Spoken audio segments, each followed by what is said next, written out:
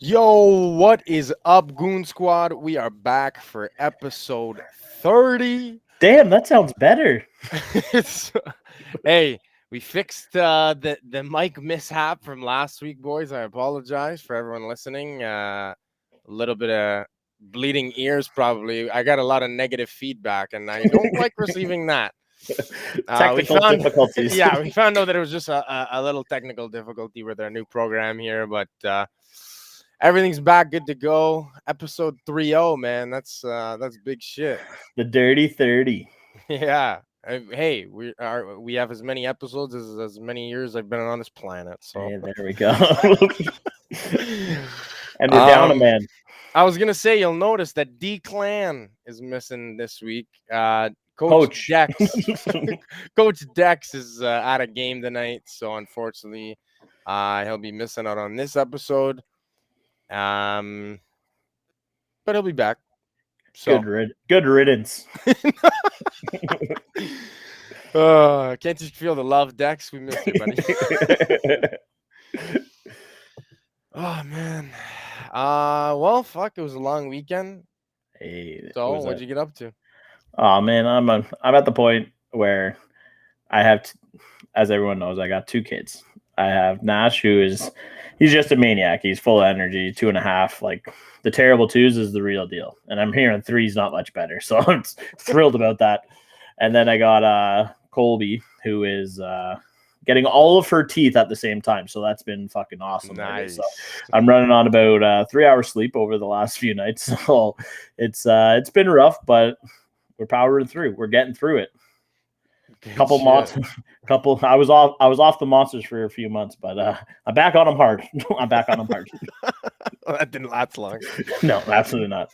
Hey, you went out golfing yesterday too, so that was it was good. I got out with a few of the boys. Got out with Frank the Tank there, and smacked the ball around a little bit. And played great for the front nine, and absolutely fell apart on the back. So, just seems to be the way of the road, as some would say. Way of the road. What'd you get up to this weekend, brother? Yeah, Friday got out with the brother-in-law around. Yeah, that was a sexy looking course right there. And that was good. Yeah, it was a good course. It was called Caniff. No, what's it called? I forget what the course is called. It was like I thought you had Lion's Head or something. Golfer. Yeah, it's Lion's Head. It's a part of Lion's Head, but it's actually called like Caniff or something. I don't remember exactly what the name is, but yeah, it was a difficult course. He shot pretty well. And I didn't shoot too bad. I forgot to actually upload I was gonna say I didn't see that one on the grid. So no, I decent on the front nine, and then the back nine, like you, I guess, collapsed. But it was a difficult course. Even Jolie messaged me. He's like, "Dude, fuck that course. It sucks." Yeah. And I'm like, "Oh, it was beautiful." He goes, "Dude, it's a nice course, but it's hard as shit." And I was like, I found that out on the back nine. That they have two 18s there. There's Legends and Masters, and we played the Masters, I think, but the Legends or whatever it's called doesn't matter. Yeah, they have two 18s there, so it was fucking busy as shit there. It was slow, very slow all day. So you know, but no, it was good. The rest of the weekend, we basically just chilled and enjoyed the extra long weekend, man. Friday to Monday, so. That's it. Well, that's the nice thing about August too, right? So you get the one in August right at the start of the month, and then once you're rolling into September, you get the one there too. So gotta love the August, September long weekends. Yeah, no, definitely. But back to the grind now, and that's it, buddy. Everything's gonna get rolling. So that's it. Just like training camp, just getting on a roll here. Yeah.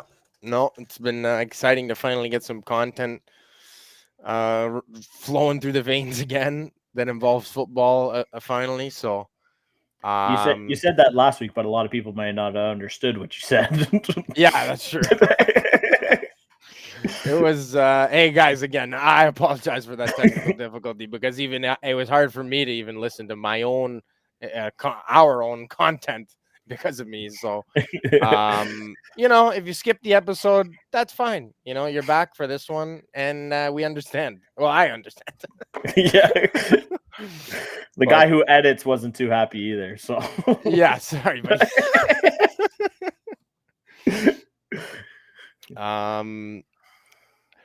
Something we did miss last episode. Our guy Chris Elliott engaged. Hey, my man. I'm sad we missed that shout out last episode, but friend of the show. Friend of the So, show, we long gotta time show- listener, Yeah. first time caller. Hopefully we can get him on soon. But yeah, big congrats to him and his girlfriend Carrie. Well, I guess fiance now, Carrie. There you go. And yeah, just wanted to throw that out there. Now you don't have to pull out anymore. Oh, Jesus Christ. Yes, you do. That is a trap. Oh, God. Let's get right into some news, buddy. After that, I don't want to talk about the sailing right past that one. That's it. I'm done. I think this is probably one of the biggest news tidbits from this week. The Colts already just crumbling from within. Wentz is out with a foot injury, and then you have Quentin Nelson out with a foot injury. They're both going to miss in between like 5 to 12 weeks, which is just like, to me, an insane time difference. Like 5 weeks or 12 weeks. You're like, how is it? I guess just the way your foot heals, and you're either going to be out for 1 week, or you're going to be out for half the season. So yeah. It's not a good time to be a Colts fan, that's for sure. It's a rough time when you're either excited to get Nick Foles or excited for Phil Rivers to come out of retirement.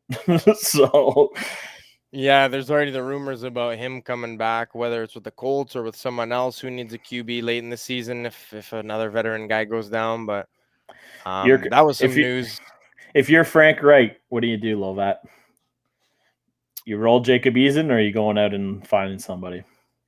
I don't know. That's a tough decision because I like Eason, but I don't know. I'd have to see him in camp, right? Like I haven't been paying that attention to Colts camp besides this big news. Yeah. I was looking forward to watching them throughout the season, but I'm not gonna watch their training camp. I really only watch like Bill's camp and then highlights you see that are major news, but I don't know. Like it depends what their cap situation's like. It depends. I think there's a couple of variables. Like, what's your cap situation? If you can afford it, I would just say, fuck it. Go sign a veteran guy, because then if Wentz comes back right away, then who cares? You have a veteran guy to sit there behind Wentz and help him out throughout the season. And Eason kind of takes third string for one more season. Who cares anyways? Yeah. Well, you kind of can tell that because they went out and signed Brent Hundley. So he's not gonna fucking play. Like, but it's I don't know. That's the guy they signed, and then they want Eason to start. Who knows? Yeah, exactly. So I don't know. If it's me, if I'm looking at this situation, I think it's a no-brainer that you go out and just try and trade for Big Nick, because this is the exact same situation. He came up to back up Carson Wentz with Frank Reich as a coach. So it seems like Wentz would be like, not again. Yeah. Even though last time I know Wentz, it was also an injury, and then Foles took over. But still, like, Foles got all the glory, and Wentz actually was having a good season. I think they went like 11-5 or something that season, like a pretty decent season.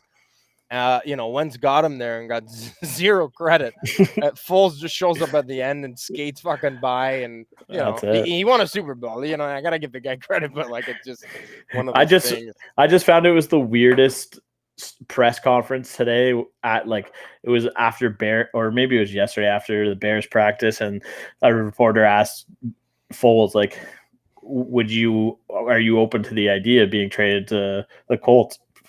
In Bears uniform, everything. He's like, absolutely. He's like, I would love to go back over to the Colts. I'm like, I'd love to be under Frank Reich. I was like, buddy, you're currently in a press conference for your team. Yeah, but I guess hey, when you're at that point in your career, you don't give a fuck. He knows he's not starting anyways. He's not gonna play. So who cares? You could say whatever you want. It's like Ryan Fitzpatrick at this point. You're like, yeah, we're keeping him because he's a fucking beauty, whether he plays or not. I know Fitzy's gonna start there, but I think Fitzy has a hell of a season this year. I think so too. I think he's gonna be fudge, man. And we were all cheering, I think, for Washington last year. Yeah.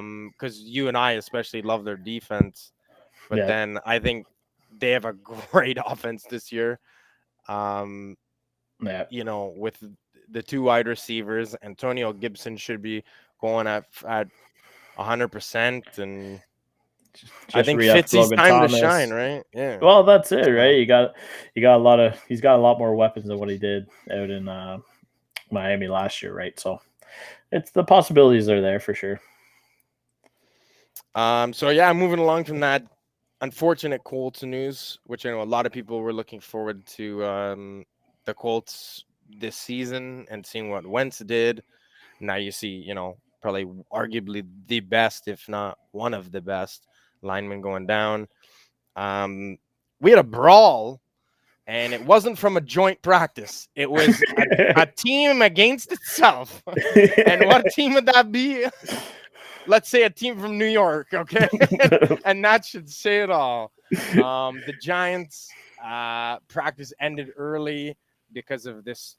Apparently, there was zero footage. I go, there's 100 cameras these days. Everybody has a cell phone. How Yeah. is there absolutely zero? Like, I know that there's certain points of practices that they've enforced.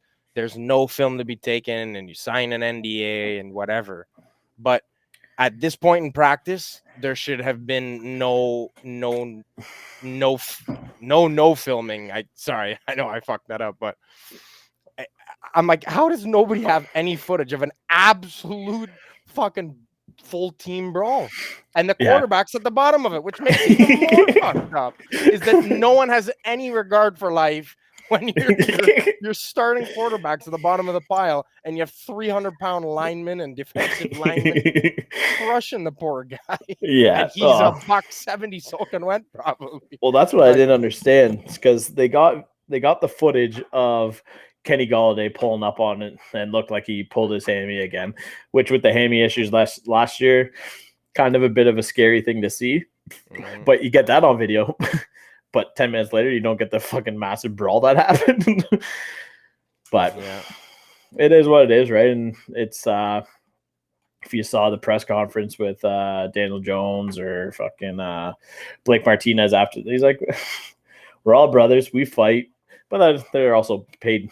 They're paid to say that stuff too. But Yeah. they're like, we're brothers. We fight each other, we punch each other in the face, and we're best friends once we get back to the change room. So it sounded like it was Jabril Peppers laid a big hit on Corey Clements or something like that, and it just sort of snowballed from there. I guess there was a blindside on Evan Ingram or something. Not a blindside, but he got lit up pretty good. Someone lit up Evan Ingram late in the play or something. Yeah. Which still I don't agree with. Like, you know what? I understand that guys are out there to try to prove themselves in camp to get a starting job, but then you hear these guys who know that they're starters being fucking degenerates, going around blowing guys up in training camp, and it blows my mind, man.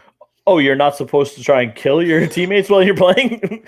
Speaking of murdering your teammates in training camp, we'll go over to Carolina, a team that has high hopes, starting training camp off very poorly because they cut a guy mid-practice apparently after he fucking took one of his guys' head off as he was going up to get a ball. The guy ended up being stretchered off, went to the hospital in an ambulance.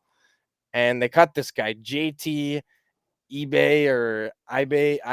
I don't know. First of all, never heard of the guy. Second of all, this will be the last time we talk about him, so it doesn't fucking matter.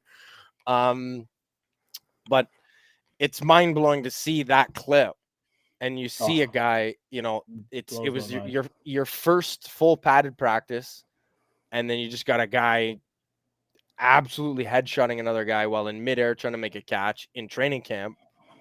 Yeah. He's on your own team. I again, this goes back to what I said about the Giants team brawl. If it's a joint practice, I can understand why you're getting heated. You're trying to prove yourself. Maybe your enemy lines up across from you. I get it. But what I don't understand is you fight like a brawl means that there was hatred, man. Like, it's not a 1v1 and your teammates jump in and pull you off. Like, if it's a brawl, that means that, like, defense versus offense. Fuck you. And then you Yeah. got this guy blowing up a guy in training camp, and I'm like, what is wrong with these guys, man? Like, maybe trapped at their homes because of COVID. Everyone's just trying to Maybe. fucking let loose. I don't know. Yeah. I don't get it. I'd Well, like to know what's going through guys' heads like that. But I mean, we're not going to hear from this guy because he's cut now. So he might release something on social media, but it'll be the typical bullshit. Oh, I'm sorry, I didn't mean to do that. The intensity got to me. I'm trying to prove myself. Blah blah blah. Whatever. But yeah, I it mean, was you just made a career-ending decision, buddy. Yeah. So, Well, that's the thing, right? It's the first practice with pads on, and that's what you're gonna do. It's like, what do you like? I think Blake Martinez kind of said it. He's like, you do that in a game, there's consequences. You do it in a practice with your teammates, there's consequences. So regardless, like, and apparently Joe Judge had him running fucking suicides for the rest of the fucking practice. Good on him, man. If I'm a coach, I'm doing the same thing. I go, fuck all of you. You know, this is so stupid. 100%. Yeah. Like, go ahead, treat them like high schoolers. You know, you want to act like kids? Okay, here you go. I'll have you run fucking sprinting around for an hour. Well, and the story was that apparently there was a bunch of assistant coaches that he made fucking run too. So I was like, did the fucking coaches get in on this too? Like, fucking get in there, fucking. But the best was setting an example, and I actually like it. I do. I support it. I really do. No, you know what? And I like that. Like, people might say it was a stupid move, but I like seeing that Danny Dimes fucking was in the middle of it. It shows him that, like, he's part of the team. Like, he's not the guy who's just gonna watch, step back, and be like, these fucking morons kind of thing. Like, he's in the thick of it, right? So it's not the most ideal situation for your starting quarterback to run into a fucking brawl and end up at the bottom of it, but yeah. But it's shows heart. Shows heart. Yeah, no, for sure. I'll definitely give him credit for that. But I mean, so there's two situations in camp that we'll hopefully get some news on as the week progresses between, the injured player in Carolina from that situation, and then obviously the team brawl in New York. We already got a goon of the week, and it's not even a real NFL week yet. Former, now it's official, former Minnesota Vikings corner Jeff Gladney. He was a former first-round pick. Just probably threw his NFL career down the drain because he can't keep a man to himself, and domestic violence against a woman, and fuck the guy. Good riddance. Yeah. That's what you get for hitting a woman. You play a violent sport. If you really have anger issues, go hit someone on the football field. That's all there is to it. It's that simple. I don't know. There's no excuse for it. So no, and it's one of those things. He was like, he didn't really make a huge name. Like, when was he a first rounder? A few years ago, a couple of years ago. Yeah, a couple of years ago. Yeah. So, like, obviously he hasn't made a big name for himself as is. So no, one of those guys that's fallen through the cracks. Well, and that's the thing, right? And now you look at, like, guys who made a name for himself, like Ray Rice, who, yes, it was caught on film, so it made it that much worse. But, like, look at Kareem Hunt. He's kind of got his career back on track, but there's just you kind of get the sense that this guy, you saw the last of him kind of thing with a decision like this, which is just right back to it. It's kind of like what we were talking about, like with Panda last week and Frank Clark, and like, what goes through these guys' fucking heads? Like, there's people, like, someone's putting millions and millions of dollars in front of you on the table, and you're literally just walking away from it, which just blows my fucking mind. Exactly what you said. It's like but it's not just putting millions in front of you. It's putting millions in front of you to do something you love. Yeah. Or supposedly love, I should say. I mean, I'm not going to speak for the guys, but like, I would have loved to play football for my entire life. Even for 100,000 a year, I would have done. League men. Problem. Where's the fucking dotted line? I'll sign it now. I'll be a water boy. I don't give a fuck. I would do anything to be in a fucking locker room and be a part of, the brotherhood that is a football team, and absolutely get a chance to be in front of 70,000 people every Sunday. Like, fuck yeah, man. Like, just the energy, dude. When we go as fans, we are paying money. I couldn't imagine someone pay me to fucking sit there, squirt some water in a guy's mouth and fucking, like, Holy shit. Well, that sounded a little weird, but Eh, anyways, we're moving questionable. past it. We're moving past it. We would have got by it, but you went back. You know what? It's all right. I can call myself when I'm being a little weird sometimes. Um, but anyways, But yeah, that's good riddance. well, and that's it, right? And at least it's only in training camp. Like the worst part about training camp is that it's all negative for the most part. Like yeah, there was the positive. Like you heard my boy over here, this guy. Where is he? Right there. He had a great fucking. Apparently, he has had a great fucking camp so far. Yeah. Apparently, he's been really looking really good. So there's like the positives that you hear about like rookies and stuff like that.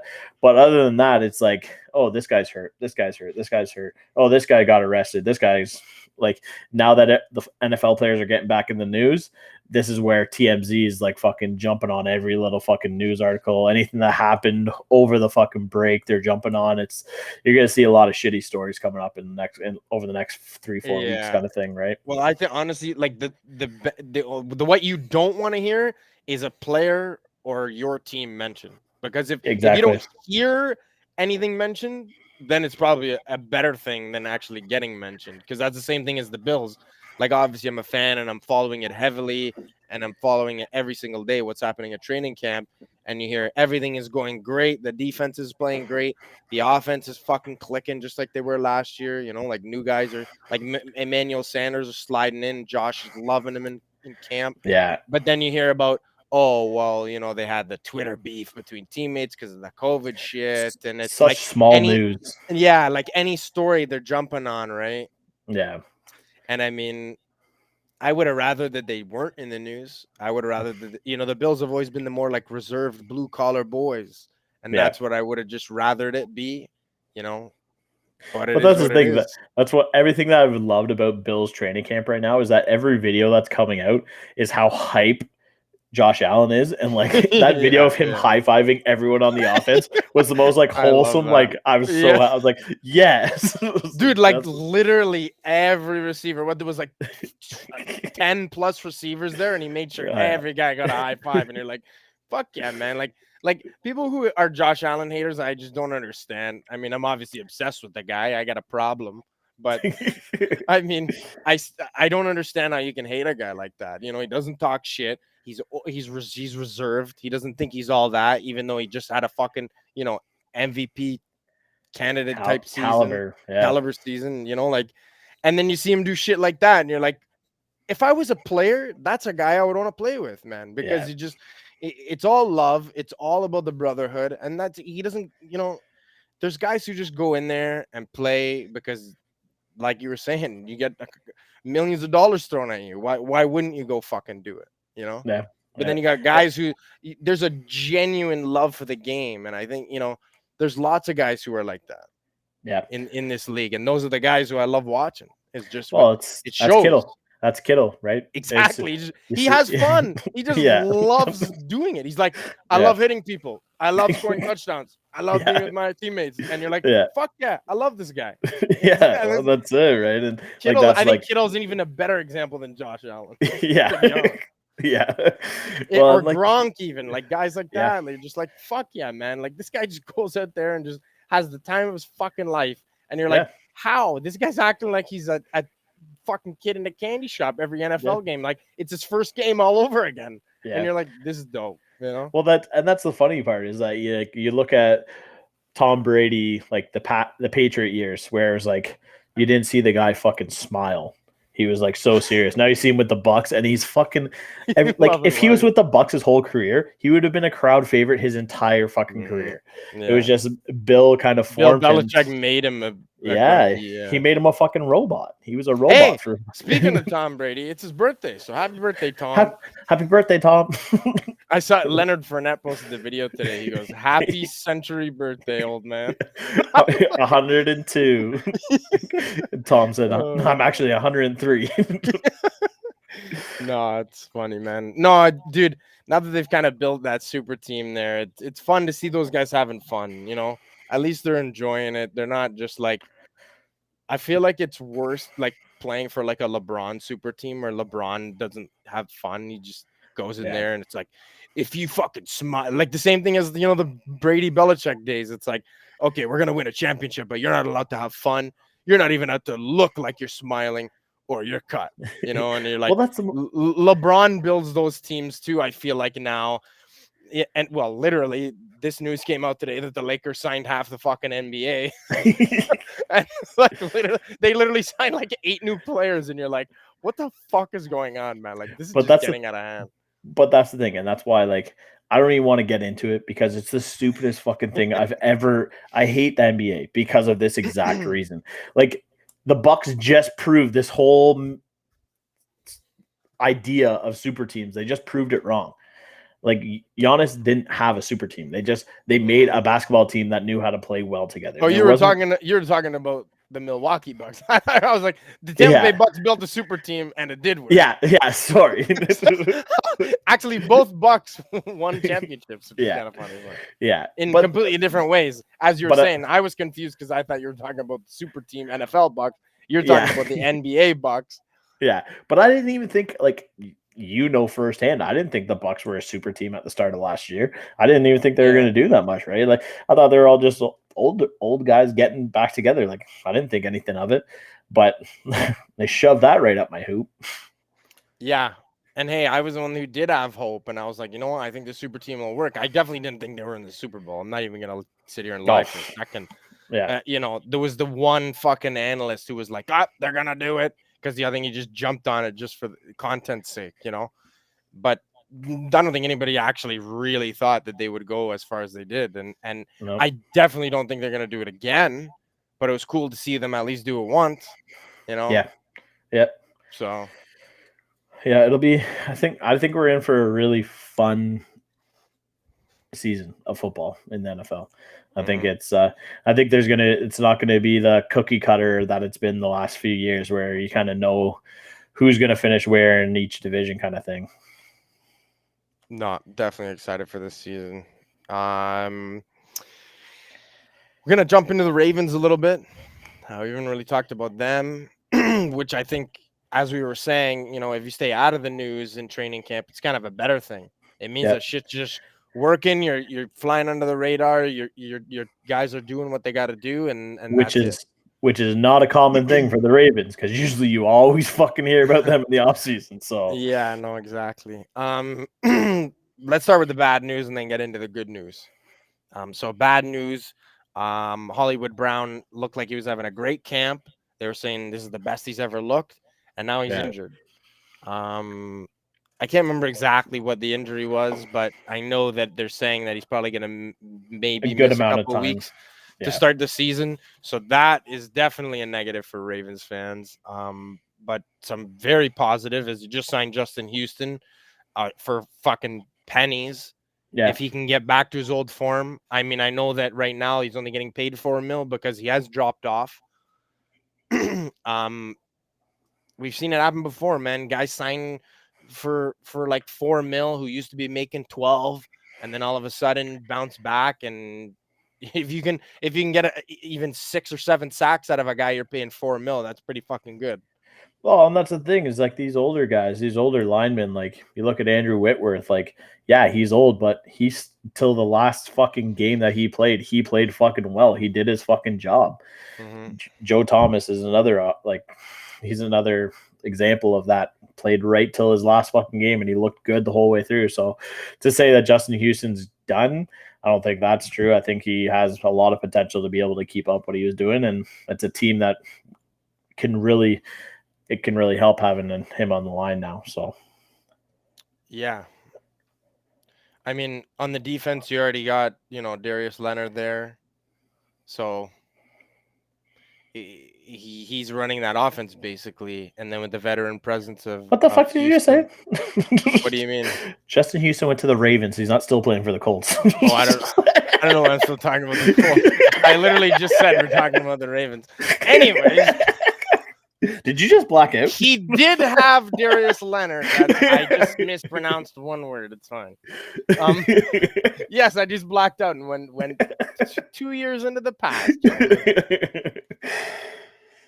Anyways, I'm gonna stop rambling about Justin Houston. I hope he does well in the Ravens. But you were saying about Sammy Watkins and Rashad Bateman, which everyone probably saw that clip now where he burned Marlon Humphrey for one in the back of the end zone, or just going into the end zone, I guess I should say, but finishing it off in the back of the end zone. And I think with Hollywood out, you need a guy to step up, and if it's going to be the rookie, then fucking so be it, man. Exactly. I think this Bateman kid, and I said this at the fucking draft, I think that's going to be the steal of the fucking draft. I think he will potentially, he'll probably have the best numbers by the end of the season as like rookie wide receivers. I know there's a lot of really good rookie wide receivers going into this season, but I think he, especially in this situation now, I thought he had the potential to knock Hollywood down the depth chart anyways. So now it only, with Hollywood being out, it only kind of bumps that up even more. So I think Bateman, and everything that I'm hearing about Watkins out of camp is fucking unbelievable. It's like, this is the best he's ever looked, but it's also smoke and mirrors. Like everyone says, like, you got to think any news that comes out of camp is coming from their own camp. Exactly. So, like, it's not like you don't have like opposing coaches going in there being like, wow, holy shit, we should be scared of this guy this year because he looks great. It's like the coach is like, oh, this guy's looked the best he's ever looked. Oh, so is that guy. Oh, yeah, so is that guy. And you're like, yeah.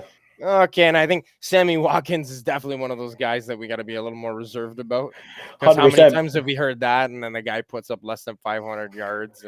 But that's the thing too, right? Is that we've heard this for time and time again, and he is also another former first rounder you've never really seen his full potential, even when he was in Buffalo. Like, you didn't get to see it because of injuries and whatnot. Mm-hmm. You didn't get to see it in KC because you're not going to be playing ahead of Reek or Kelsey. Yeah, exactly. Like, you're just not going to see the ball. And then when he did have his games where he would still fucking pop off. So like, I don't know, like the potential's definitely there. If he's healthy and this is what they're seeing out of him at camp, I wouldn't be surprised that he's looking unbelievable if he's playing up to the potential that he was always supposed to have. But who knows? Yeah. Right? Yeah. I'd like to see Lamar throw it a little more this year. He has to. It didn't work. Their game didn't really work last year. Like, yes, it got into the NFC champion or AFC. They got into the conference finals. So it's well, not conference finals, but not conference, divisional. Sorry. Yeah, divisional final. And even that game, that's where you saw it. You know, I don't even remember what the final score was, but it was I if I'm remembering this correctly, I think it was a very low scoring game. But it was one of those games that if the Ravens had a passing game, you know, the one play that changed the whole game was Lamar Jackson throwing an interception, pick six that went fucking 80 yards the other way. Exactly. And you're like, if he had worked more on that, that game-changing play may not have happened. And you might have seen the Ravens in the AFC Championship, and the Bills would have went home. So when you think about it, at the end of the day, I hope that he's worked more on his passing. He was better last year than he was the year before. So he could be like Josh, where he could just be progressing slowly, and we'll see the progression this year, hopefully, now that he actually has some decent weapons in Sammy Watkins, Rashad Bateman, and if Hollywood can come back decently. Mark Andrews is a pretty Mark good Andrews. Yeah. I was just thinking wide receivers, but Mark Andrews is a guy that I always overlook. I don't know how I always forget the guy when he's like top 5 now in the league, but. Yeah, no, he is. He's just one of those guys. He's one of those silent killers. You don't get him in, and then he kills you in fantasy every fucking time that you go up against him. So. And then I'm like, this fuck. Yeah, exactly. But yeah, no, it's great. Like you see Hollywood out, and then the news broke today that Devontae Smith, and so there's Devontae Smith went out with an injury, Golladay with an injury. Tyreek went out with an injury. Like, that's what I mean. Like, there's so much negative news to training camps. Like, you only hear about injuries and shit like that. But I guess everyone's starting fresh, right? So I bet you they're going out there 100 and especially guys like Golladay. He's been sitting for the last fucking 2 years. So trust me, Declan and I know about that all too well from last year. I definitely ain't drafting him this year. Yeah. Well, there's apparently just certain guys that you get burned with that you'll never draft again. Like 100%. I can't remember who's a guy. If I was looking at a draft board, I would say, yeah, fuck that guy. But definitely, like, just because we're talking about him, Galladay's one of those guys that I think Declan's got burned twice by him. Or I think so, the year yeah. before, he was decent. I think it was last year that Declan and I had him on one team and Declan had him in another league. And just, he was like, oh, yeah, I'm going to play. And then they found out that he has like a broken back or I don't even remember what the fucking injury was, but it was something ridiculous that you're like, how did you not know that you were going to be done with that injury? Like, how do you keep telling people you're going to come back from something like that? So you hold on to a guy and then, you miss all the waiver wire ads early in the season. And then you're left picking up scraps and getting screwed over before playoffs. Also, after fact checking, you actually went 3-10 last season and almost won last place. So you did not make playoffs last year. So I just want to last year. You almost won like the shitter against Derek. But I didn't. When you said that, last year was not a good year for me. It was not good. Well, I don't remember if I made playoffs in the other league, but whatever. Hey, it's a new year, gentlemen. That's right. New year, new me. Exactly. All right. Yeah, I liked it. I think the biggest one that we I know I just mentioned it, but we kind of skimmed right by it. But I think that Devontae Smith injury, I think that's big news because that was a huge. Are the Eagles going to do good? Yes or no? If Devontae Smith is out for an extended period of time, I think that really affects if they have a good season this year. Yeah, I mean, did they sign anybody else? I can't even remember. They got Jalen. They got Jalen Rieger there, but I don't think. Yeah, that's JJ for me. JJ Arthega outside, or fucking whoever else they drafted. I remember seeing that graphic last year about all the guys that they drafted before, like certain guys, and you're just like, who? If this guy is still a part of your fucking scouting team, the whole fucking franchise should be fired and like move to a different city and fucking all new staff because this is ridiculous. Like I think it was 3 wide receivers in 3 separate years, and it was like there are 5 guys in the league now that are better than those guys, and I'm like, that's 3 consecutive years that you absolutely shit the bed trying to get some sleeper in the draft instead of going with, obviously sure name guys with 5 guys after them are getting drafted that are like starters now. Yeah. Yeah, it's there's the video that always comes up every time that they pick Jalen Rieger, and then the Vikings are laughing in their fucking their room, laughing at each other like, oh my god, they gave us Justin Jefferson. They just dropped him right in their hands. Yeah. So it's it's wild. It's wild how much you can fuck up.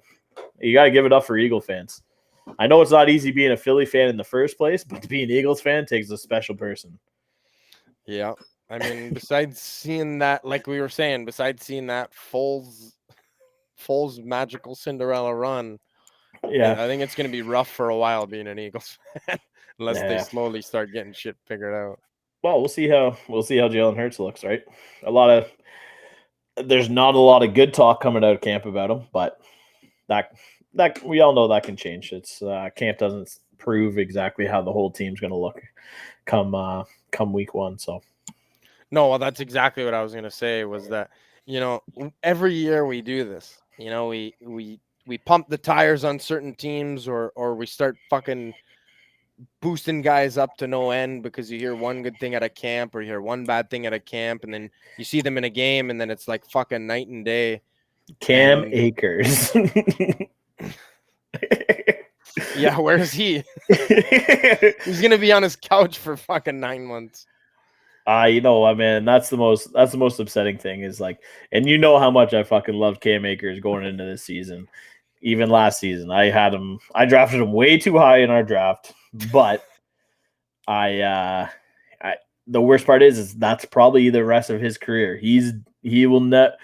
he probably had potential to be a top 5, like top 10 for sure, maybe get into the top 5 of running backs in the league. With that injury, you don't see a lot of guys come back as a running back from that injury and impact a game like he once was. So it's not a nice thing to think about because he had so much potential, but it's that's a hell of an injury to come back from and be the player that you once were, kind of thing. So yeah, it sucks to see it. And you know, all jokes aside about you drafting him or, you know, how he played last year, like I really was looking forward to him, and it always sucks seeing a guy have an injury like that so early in his career, as you said.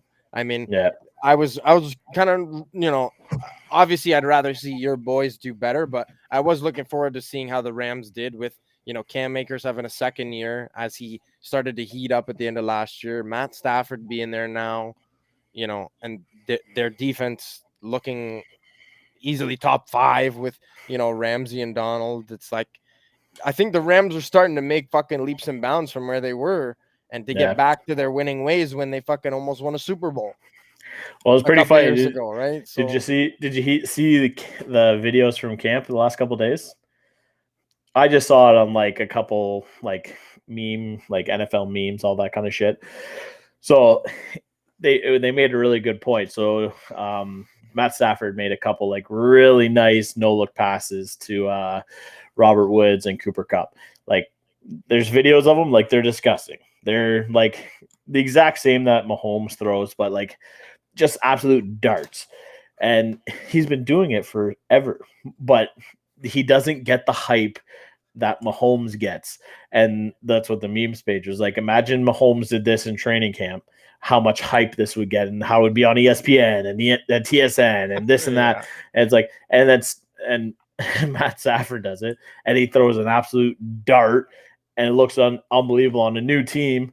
And it just slides under the radar completely. So you know what the fucking funny thing is I literally saw something like that. I don't remember which account it was, but I saw, Mahomes makes incredible behind the back pass in training camp, and I'm just like, I don't give a fuck, man. Yeah. I don't care. Like I don't care anymore. Like they beat this horse to death, man. Like just everything Mahomes does. Oh, Mahomes fucking blinked. Holy shit. Did you see that he blinked with both eyes at the same time? You know, like, come on, like, okay, I get it. Like, the guy can do some nice passes. It's cool for so long. We saw it a couple of years ago already, and now, okay, well, he's you just know that he can do it. You know he can do it. So, like, it's not. It was the same thing. What was the thing? Josh did something last year that I was like, oh my God, that's sick. I've never seen a quarterback do that. And then you look online, and then it was like, oh, Aaron Rodgers has been doing that his whole career. It was the jump pass where he like jumps like a couple inches off the ground. Like Josh was about to get his whole just over the line, knee destroyed. So that's why he did it. But then they see, he's floating a couple inches in the air, but bombs at 50 yards. And I was like, oh my God, best QB ever. Fuck, no one's ever done that. And then all of a sudden I see fucking 10 clips get posted of Rodgers doing that his whole career. And I was like, huh.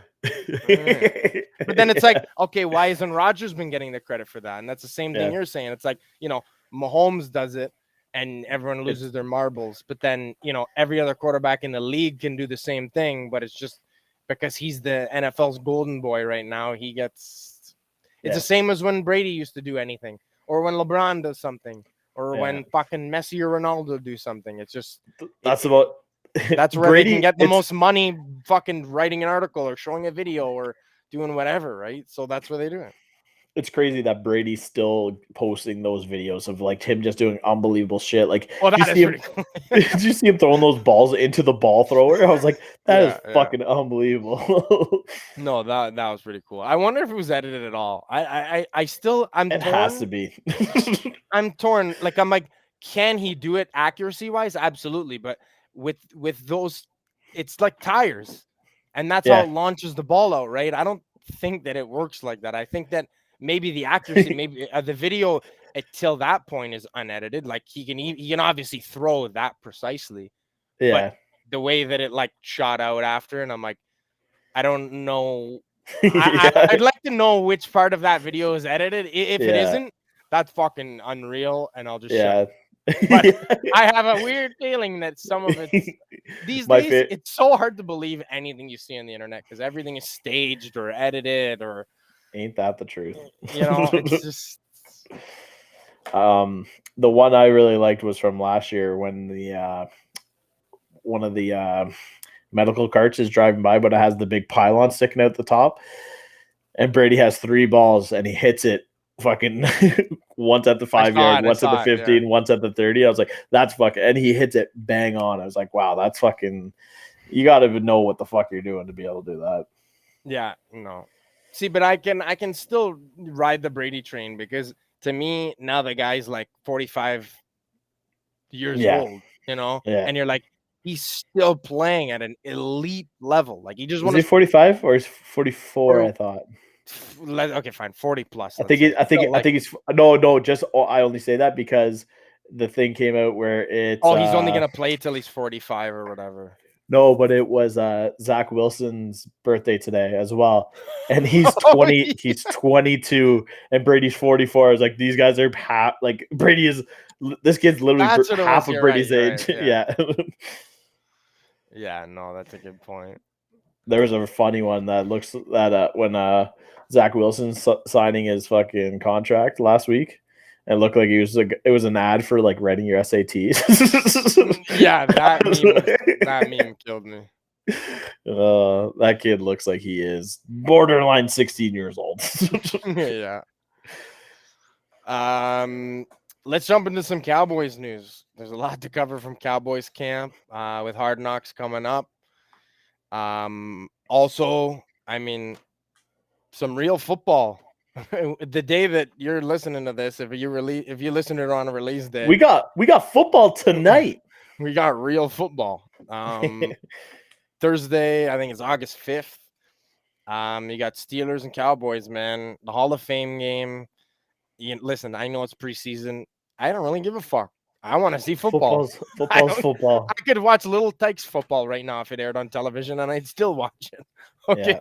I miss football. I want to watch it, and I'm excited Thursday. At least it's something to fucking watch. I'm curious to see how much of Dak we're gonna see, especially after the article we saw today about them being a little, what was the word, reserved. They're gonna err on the side of caution with Dak going into the season. Yeah, better way to say it. Yeah. Well, they're saying that there's been no effects. Like he's been looking good, but the last thing you want to do is test it and push it too far, lose your quarterback. I listen. I think it's a great idea. I think that you can't go wrong. The guy's an athlete. I think he'll bounce back. I don't think the training camp, like, it'll get him back into the swing of things a little bit, but I also don't want to push it where he's trying to go all out in a practice or in a drill, or a lineman steps back and crushes his fucking foot, or an edge rusher is chasing after you and he fucking hurts himself. I don't care what it is. That's your franchise. You invested in him. If he misses week one, he misses week one. Who cares? You're playing the Bucs. Yeah. You're gonna lose anyways. Yeah. I genuinely think that. I think they're gonna lose anyways. If he needs to sit out the extra week, give him the extra week. That 1 week probably isn't gonna affect your season if you're the Cowboys. So I think that you can sacrifice 1 week just to make sure that your fucking star guy is like 100%, even though it doesn't even sound like he'll be 100%, no matter how long they wait. Yeah, well, and that's it, right? So you kind of gotta get to the point where, and my thing is, I feel preseason anyways, because I think it's just football's, and especially after adding an extra game to this season, football is such a fickle sport where your season could be done week one potentially with the wrong cut. Or look at Nick Bosa last year. It fucking derailed the 49ers entire season after the second week. You know what I mean? So like just little things like that where it's like the season's so short, why fucking put the guys in danger before the actual real games start? Like I'm all about doing joint practices. I'm all about doing all that kind of shit. Do scrimmages, do whatever the fuck you want. but I don't like I get that you have to get your depth chart sorted and you have to see what each guy has in a game situation. But just the way that football is you can lose a guy very, very quickly, and that could be your whole season. For a lot of teams, you could be fucked for the rest of the season. So, yeah, no, for sure. So we're definitely going to be keeping a close watch on Dak. Definitely a close watch on Hard Knocks. And with that being said, the Cowboys somehow managed to get the season opener. They got the preseason opener, which is the Hall of Fame game, and they're on Hard Knocks. So yeah. Our boy Jerry Jones is fucking slanging some millions to somebody because, he might be under Goodell's desk for all we know. I mean, how do you score all that shit after having a dog shit season last year, and now all of a sudden you're getting all this fucking notoriety? I don't know. Well, you know what? There's a ton of fucking hype around these guys going into it because they looked so good before Dak went out. And you know what? I'm buying into the fucking hype 100%. I think the Cowboys. This is my hot take, and you guys will hear it in a couple weeks. Right now, Cowboys are my Super Bowl pick for this year. What? Yeah. Holy, hot as hell! Right out of the fucking volcano. That's a lava. That's a lava. Yeah, I think Micah Parsons is gonna flip that fucking defense around pretty hard this year. So yeah. I think you see a different defense. I think you see the same offense. So I think the boys are going to be something to fucking deal with this year. I actually do want my dad hates the Cowboys. So he might slap me around for saying this, but no, Daddy, no. I actually do want to see the Cowboys do well. I don't like. First of all, as much as everyone says, or their slogan is America's team, I think they're the most hated team. They are America's most hated team. Yeah. I think someone left out a word when they were creating that slogan. Yeah. And I don't know. There's something about them being the most hated that I don't hate them at all. I don't think I've ever hated the Cowboys. I've never had any bad blood, no animosity towards them. I actually want to see Dak ball out. I want to see Zeke get back to normal. I want to see the defense finally figure it out in Dallas. I want to see the Cowboys compete for a playoff spot. I do. Yeah, but I think they're a lock. I think they're a lock this year. Well, again, that's a super hot take, and I hope you're right. I don't think they're going to make it to the Super Bowl. I think that's a little much of a stretch, but it might be. But my $10 on my betting account says $278. So, so yeah. There's your news out of Dallas with like I said, Jerry Jones slanging some bricks around for Cash Mooney. Well, Jerry Jones can pull whatever strings he fucking wants at this point. So I guarantee that guy has done some greasy stuff. Oh yeah, no, 100%, dude. He has definitely done some fucking. You know what? Let's not get into it. We had the fiasco with Robert Kraft doing some greasy things before a Super Bowl and in a rub and tug. So I'm sure Jerry Jones has done some borderline as well. Deshaun to the Patriots confirmed.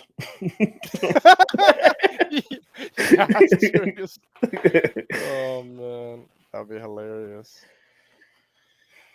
Alrighty, well, folks, if this is the reason you're here for this episode, the QB rankings from yours truly, we're gonna get into it. Fantasy's just around the corner. Your draft should hopefully have already set a date and time. And if you're not already fucking planning, then you're probably gonna be in last place like me last year, almost. If you're not first, you're last. So. We were all last, motherfuckers. But I guess started off, man. I wish we had Dex here to get his QB take, but it's a position we can let slide. Declan I will be think more fired up to be here for the wide receivers and running backs, which will be throughout the next couple episodes. So stay tuned. I'll take Declan's QB1. Devontae Adams is his first pick. QB1, WR1, RB1, TE1. Yeah. Defense as well. I will take Devontae Adams for all positions, please. Just divide all his points every week. Oh God! I bet hey, Declan must be really happy now that Rodgers and Adams are both going to be there for one last dance. Yeah, because now he doesn't have to give up hope on his boy. That's it. Yeah. So right off the hop, my QB1 is your boy. I'm going fucking regardless of who's on the board. If I'm taking the first quarterback off the board, I'm going Josh Allen this year. I think he is going to be absolutely lethal. I think Emmanuel Sanders is going to fit in perfectly alongside Diggs. I think Dawson Knox might be able to bounce back this year. Even if he doesn't, you still have Hollister to kind of back him up. Mm-hmm. And you still have Cole to do what Cole does, right? So, and you still got who is it? Who's the young buck? Isaiah McKenzie? No, you're talking about Gabriel Davis. Gabe Davis, yeah, that's who it is. I mean, Isaiah McKenzie's there too, but he's not like Gabe Davis is the one that I was thinking of. Yeah. But there's just a lot of weapons that fit Josh's game perfectly to that long ball. And I think Manny is kind of more of that, like, you don't need a slot guy anymore because you have Cole. Cole has the slot. He's fine there. Now you have two very good outs. You have your long ball on Diggs, and then you have Manny who can run very good routes. So I think there's a lot of really good weapons there, and I think Josh Allen's going to take full advantage of it.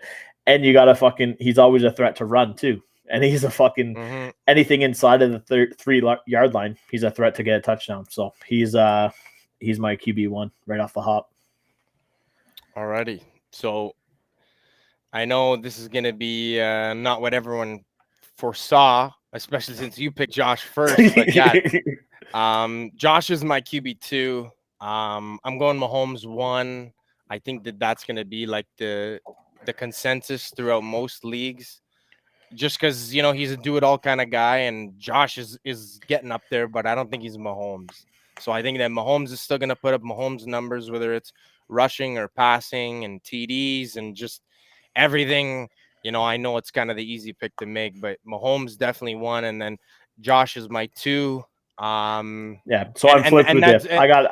I'm flipped with you. Oh, okay. I got Allen Mahomes. So we're there. There you go. Yeah, that's easy. Bang him out quick, and it is what it is. But no, like I'm super excited for this year, and I also don't want to just make the complete homer pick. But it's obvious at this point that Josh Allen has made a name for himself. Everything has increased every year. His production, that's it. His completion percentage, which is what people said was his problem year 1. He's a fucking rookie, man. Some guys don't come in and ball out year 1 like certain guys. He's progressed, and I'm actually happy that it's gone this route, because then as a team we've progressed behind Josh.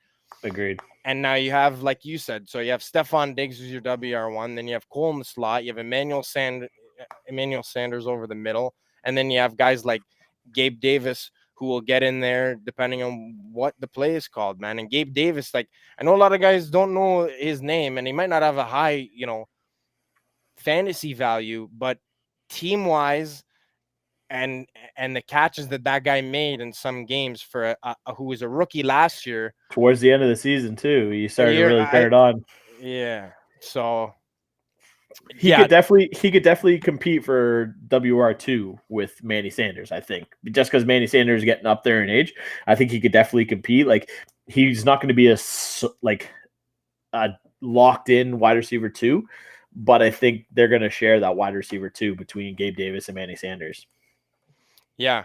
I'm very excited to see how Josh uses those guys this year, but I mean, hey, we just went 1-2 punch reverse. Yeah, sounds like a new fucking sex move. Oh, the old 1-2 reverse. Been there before. Oh, Who's your 3? my 3 is Brady. Like I said, I don't think that the Bucks are gonna be Super Bowl bound. I don't think that the Bucks are even gonna make the NFC Championship. I think they'll be stopped before that this year, but that doesn't mean that Brady isn't gonna do what he did last year and keep slinging the ball and throwing touchdowns and looking like he's fucking 25 again. He's Yeah. still, I think, gonna produce enough that for fantasy. Listen, part of the reason I came second last year was because I gave up on Brady in week 3. All right. I dropped him, and that's exactly when he caught fire and I got fucked. And the guy who won our league picked him up. So what does that say? But he also had Mahomes too, so Well, it is true. But I really do think that Brady still listen, they have the exact all 22 starters from offense and defense are all returning. So, I mean, if your defense is doing what they did last year, that's going to give Brady his opportunities to do what he's got to do. And I think that with the same offensive weapons, I think he's going to do the exact same thing as he did last year. So, I think he'll bring you some good value. He's going to have his up and down games.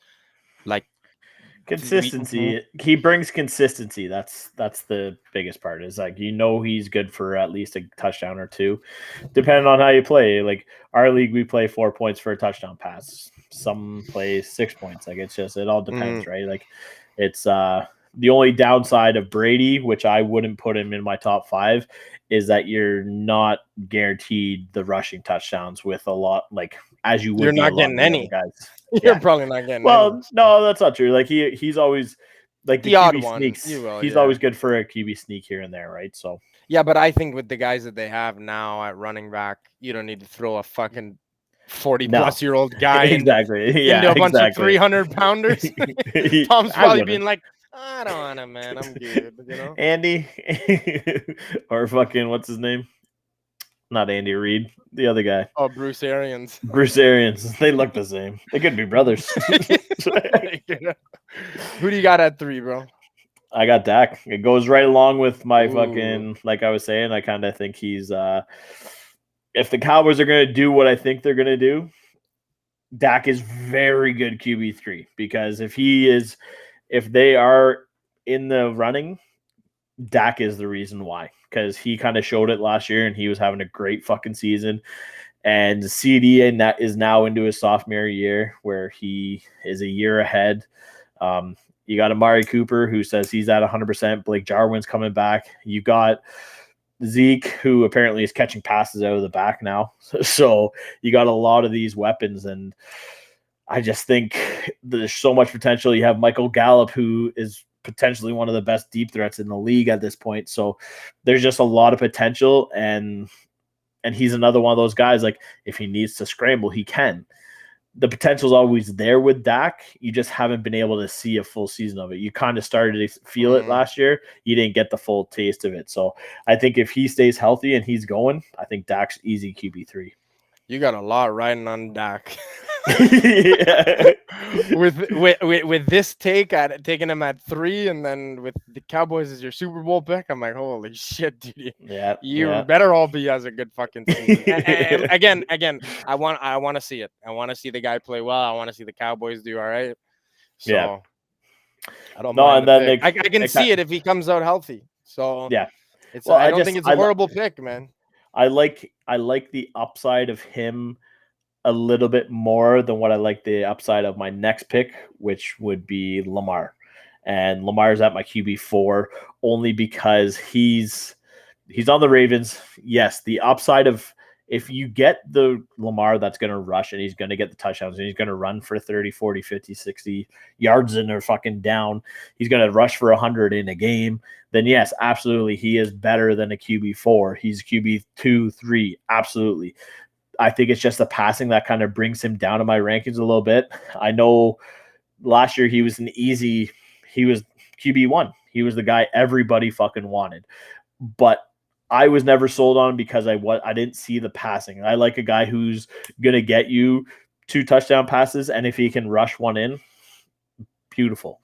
but I want that 3 touchdowns regardless. Either he's going to pass 3 or he's going to pass for 2 and rush for 1. That's kind of like my scale. And I just like Lamar. Like I said, if Hollywood is back, I don't trust Hollywood to be a good fucking wide receiver. He's a good wide receiver too, but I think Rashad Bateman could potentially move into that wide receiver 1, and Sammy Watkins is a nice complement to that.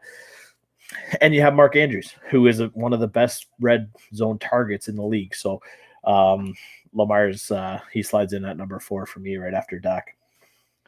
Well, at least we got 1 out of 5, buddy. There you go. I got Lamar at 4 as well. And I'm gonna kind of flip what you were saying. I think that like 4 is still high. You know, with making a top 5 in rankings. I know we're a bunch of fucking schmucks, some Joe Schmoes.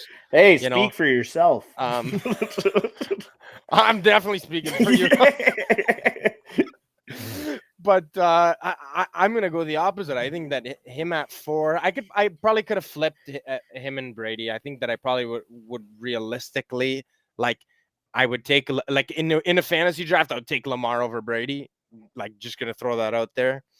But I think that he will progress in the passing game now that he has some decent weapons. He's still gonna run like he can. And I think Lamar's going to put up a steady amount of points for every game. He might, one out every 3 games, not put up, what you want him to. But, sometimes you got to take the good with the bad. And I think that Lamar, this could be his year, man, to really shine and show what he's got, passing and running. So, yep. Well, who you got at 5 then? Who's your last spot? So my hot take at 5. And I might get some flack for this one, but I got Justin Herbert. Herbs. I think, dude, I think the kid is destined for a breakout year. He looked decent last year in his rookie campaign. I definitely think that Keenan Allen is always, Mr. in my opinion, yeah, he's Mr. Consistent. He's always forgotten about. He's the most slept on wide receiver in the league by far. When it comes to stats, it they don't lie. So, but I think that the Chargers as a team have gotten better, and I think that Herbert is only going to go one way. I think that there's no excuse for this guy to ball out this year. So I wanted to take a little bit of a hot take guy and see how it works out. Yeah. No, you know what? And I had him right there too, but he kind of slides into like the 6-7 role for me. Yeah. At my 5 is definitely going to be Kyler. Only because there's so much upside. Like there was a lot of talk of it last year, but I think 5 is a really good spot for him. The weapons are there. He's gonna do what he's gonna do, right? He's got D-Hop. And the upside of having D-Hop is that he's one of the best. My opinion, he's the best receiver in the league. But Declan would disagree. But Declan's not here, so he can't say fuck all.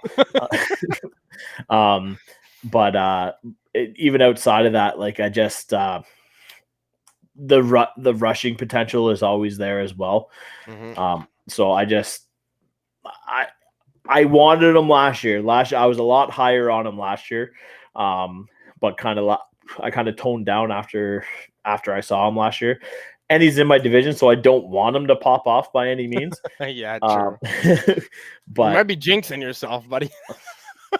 Buddy, if I knew if Trey was fucking starting week 1, I'd be like, jump on Trey right off the hop. If you're in a dynasty league, I would say wait till the last round and grab Trey in your fucking draft, because after this year, Trey's going to be running the fucking Niners team, and that team's going to they're going to look really good for in the next few years. So there's another hot take from you. Homer hot take. Hey, always. But hey, there's a overnight top 5 QBs in fantasy this year. Hopefully that helps you maybe trying to rank your QBs. We know that some guys, don't look at QBs too early. Maybe you take them really late in your draft. Maybe you just take a QB last and then see you can pick up off the waiver wire. But if you like taking QBs a little earlier, what's your sweet spot? I don't know, maybe 7th or 8th. Six if you want a prime guy. I think 6 is. Yeah. I think But I mean, before, like, you can anything get before a 6. good guy at 7 or 8. Like, you don't have Well, to that's the rush. thing. You can probably get Matt Stafford in 10 or 11 probably. Mhm. Like, he's going to drop down and he's going to have a good season. So, like, there's definitely a guy like Burrows is another guy. He's going to drop down. He's going to still put up points. He has Jamar Chase. He has T. Higgins. He has great fucking weapons. CJ Uzama is coming back now. So he's another CJ Uzama. I'm telling you right now, is going to be one of the fucking top tight ends in the league this year. You didn't see a lot of them last year, but you will see a lot of them this year, I think. Well, I think we gave everyone more than enough advice when it comes to QBs. So yeah, that's just the beginning, guys. We got every other position coming up within the next couple of episodes before the season kicks off. Just talking about fantasy football. It's a good thing I wore fucking track pants today because I am hard. Tent City over there, the Oakland resident. No, it's super exciting, man. We got our drafts in a couple weeks now that it's August. At Casa La Carve. Yep. Super exciting. Like, it's just it gets you excited not only just to watch football again, you know, your team's on the rise. My team hopefully is Super Bowl bound this year. Declan's team is in the shitter, so and then you got fantasy, which makes everything even better. And then you got the gambling aspect, it also makes fantasy also makes everything worse too. So very and the last thing I said, which was the gambling aspect, can be very good, but also probably very, very bad. 90% of the time, really bad. Also, so and I'm in a really bad habit right now where I don't do small money bets anymore. It's all just big money bets. So like it's like I'll drop $100. So you're about to do some stupid shit week 1. Stay tuned. Oh, this is like you're teeing yourself up to be like muted for Gridiron Gamblers. Yeah, 100%. Oh God! But guys, hey, you know what? This is just the beginning. Like, you know that the season is around the corner. The content is going to be nonstop. Make sure you stay tuned. Check out every episode, and you know, we hope you're just excited as we are. Big things are coming. Absolutely. Make sure you stay up to date on the socials. At gridiron.goons for Instagram, Goons Gridiron for the Twitter. Check out the YouTube. Check out the Spotify. Go on the Dean Blundell Network. We are on there. And that's about it for episode 30. We'll miss you guys until the next one. We hope you enjoyed. That's a wrap. Love you guys. Mwah. I slid a little tongue up in that one.